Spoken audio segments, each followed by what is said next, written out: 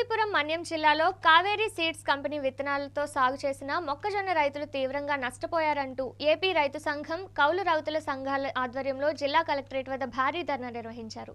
ఈ సందర్భంగా రైతు సంఘం జిల్లా కార్యదర్శి బంటు దాసు మాట్లాడుతూ జిల్లా వ్యాప్తంగా సుమారు 20,000 ఎకరాల్లో కావేరీ సీడ్స్ సరఫరా చేసిన విత్తనాలతో రైతులు సాగు చేపట్టారని తెలిపారు. ఎకరానికి 35,000 రూపాయల పెట్టుబడి సాయం అందిస్తామని, పంట పండిన తర్వాత టన్నుకు 28,000 రూపాయల చొప్పున కొనుగోలు చేస్తామని కంపెనీ చేసుకున్న ఒప్పందాన్ని ఇప్పుడు తుంగలో తొక్కిందని మండిపడ్డారు.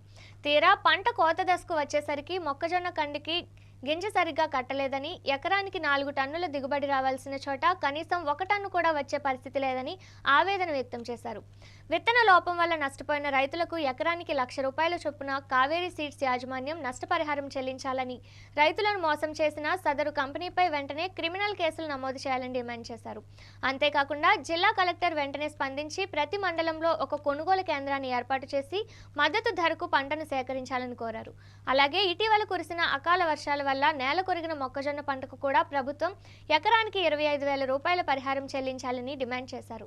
ఈ నిరసన కార్యక్రమంలో సిపిఎం జిల్లా కార్యదర్శి కొల్లి గంగునాయుడు, కౌలు రైతుల సంఘం నాయకులు రెడ్డి వేణు, రెడ్డి రమణమూర్తి, రైతు నాయకులు తదితరులు పాల్గొన్నారు.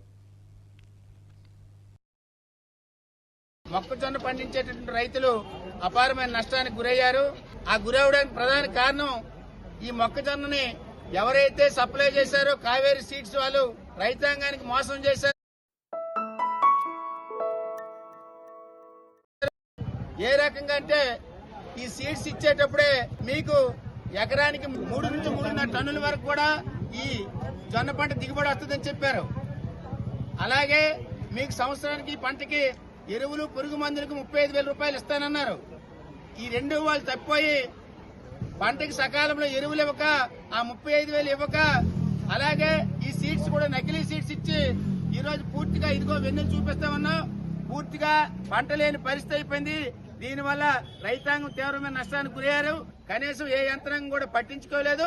అగ్రికల్చర్ వాళ్ళు అంతకన్నా పట్టించుకోలేదు. ఆ రైతాంగానికి ఎకరానికి 1,00,000 రూపాయలు నష్టపరిహారం చెల్లించాలి. అలాగే ఎవరైతే కావేరీ సీడ్స్ వాళ్ళు ఈ రకంగా మోసం చేశారో వాళ్ళ మీద చట్టపరమైన చర్యలు తీసుకోవాలి.